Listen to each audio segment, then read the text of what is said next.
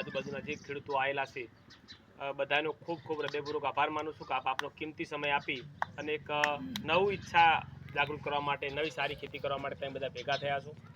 તો ખરેખર આપણે બધાએ સાથે મળીને ખેતી કરશું તો કોઈ ખેતીમાં 25 રૂપિયા કમાશું.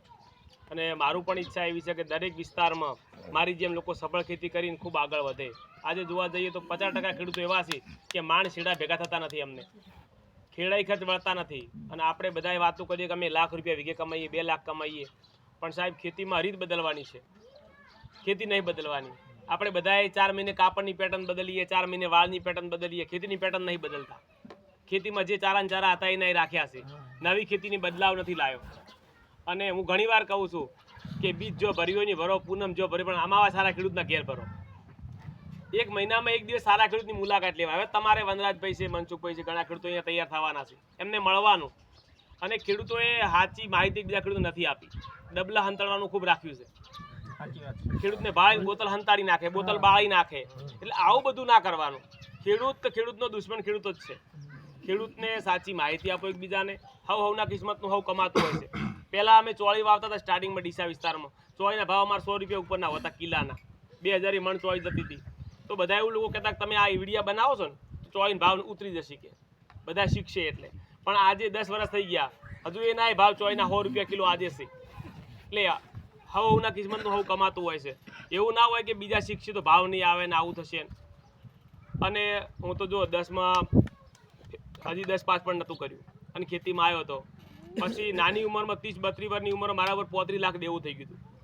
મારી જમીન મેં ગીરવે મૂકી હતી, સાધનો બધા વેચી માર્યા, ઘરવાના બધા દાગીના વેચી માર્યા, છતાંય નેટ માગતું ભર્યું હતું. અને પછી આ શાકભાજીને ચાલુ કરી. શાકભાજી એક એવી વસ્તુ રોજિંદી આવક થાય તમારી. માર્કેટમાં જવાનું, પૈસા આપવા નહીં જવાનું, માર્કેટમાં પૈસા લેવા જવાનું. અને શાકભાજીમાં તમને લત પડવી જોઈએ. દારૂડિયાને પીઠે જાય વગર ચેન ના પડે, આપણને માર્કેટ જાય વગર ચેન ના પડે. એવી લત પડે ને તમને. જો આજનો યુવા ધન આખો દિવસ બીજી રહેશે, એને હજી ઊંઘ હારી આવશે, કોઈ નવા વિચાર નહીં આવે.